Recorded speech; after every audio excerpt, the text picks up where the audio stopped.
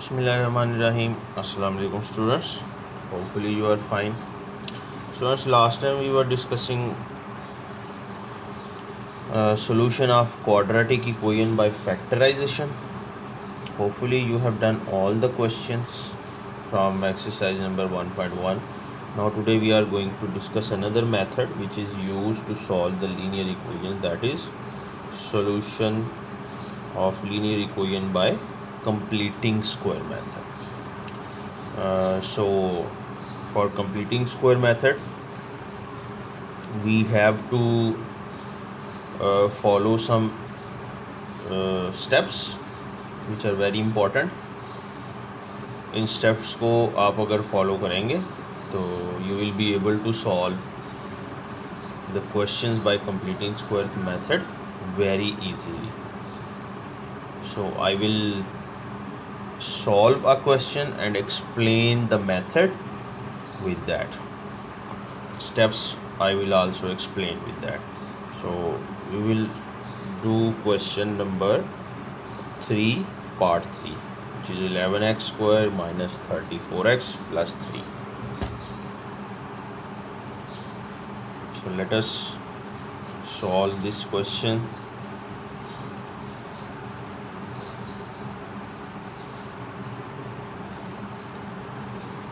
This is exercise number 1.1, question number 3.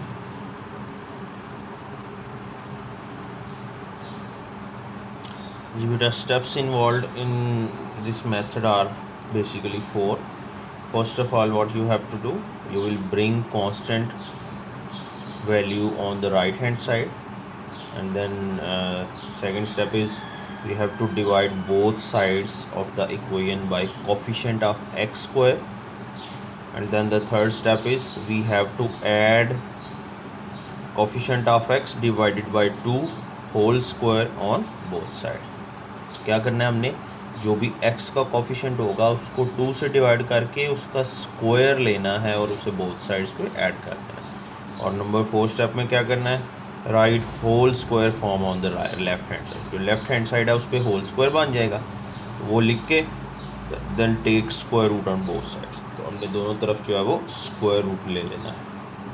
तो let's do a question for better understanding. एक question करते हैं और उस पर ये सारे मेथड जो है वो हम अप्लाई करते हैं, सारे स्टेप्स. तो थर्ड पार्ट मैंने सेलेक्ट किया है क्वेश्चन नंबर 3 का.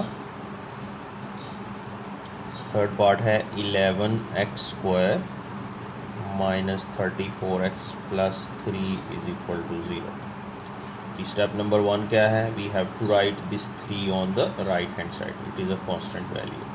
So it will be 11x square minus 34x is equal to minus 3. Now second step is we have to divide by 11. Coefficient of x square है 11. So dividing both sides by 11, it will be 11x square over 11 minus 34x over 11 is equal to minus 3 over 11. 11 से cancel हो जाएगा. So it will be x square minus 34x over 11 is equal to minus 3 over 11. Now next third step is add coefficient of x divided by 2 square on both sides. हमने क्या करना है, हमने x के coefficient को पहले 2 से divide करना है और फिर उसका स्क्वायर लेना है. तो रफ वर्क में ये करके देखते हैं. देखें ज़रा, ये है 34 ओवर 11 डिवाइडेड बाय 2 करना है, तो इसका स्क्वायर लेना है. अब ये देखें 2 1 ज़ा 2 होता है, ये 2 17 ज़ा 34. तो बेसिकली जब 2 से डिवाइड करते हैं this value is 17 over 11. So what we have to do, adding 17 over 11 whole square on both sides. दोनों तरफ हमने 17 और 11 का स्क्वायर जो है वो ऐड कर देना. तो x square minus 34/11 plus 17/11 whole square is equal to minus 3/11 plus 17/11 whole square. Now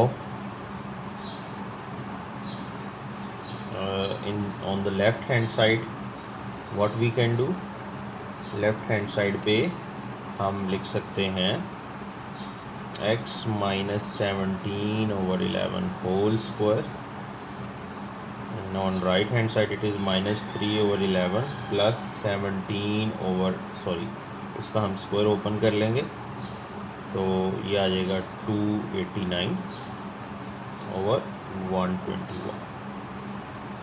now on the right hand side हम इसको सिंप्लीफाई कर लेंगे. लेफ्ट हैंड साइड पे होल स्क्वायर फार्मूला बंद हो गया.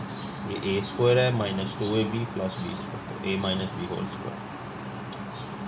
Now I can write it as 121 और ऊपर आ जाएगा माइनस 33 प्लस 281.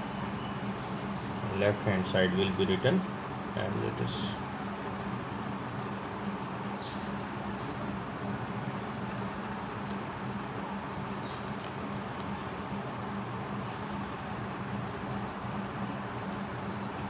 नाउ ये आ गया x minus 17/11 whole square is equal to, इनको अब सब्ट्रैक्ट करेंगे तो सॉरी ये 289 था, ये आ जाएगा 256/121. Now taking square root on both sides, this is the last step. Taking square root on both sides, ये आ गया x minus 17/11 whole square under root is equal to 256/121 square root. Plus minus आ जाएगा इधर, it will be x minus 17/11 is equal to plus minus 16/11. Now we will write it two times. ये plus minus है, so we will write it as x minus,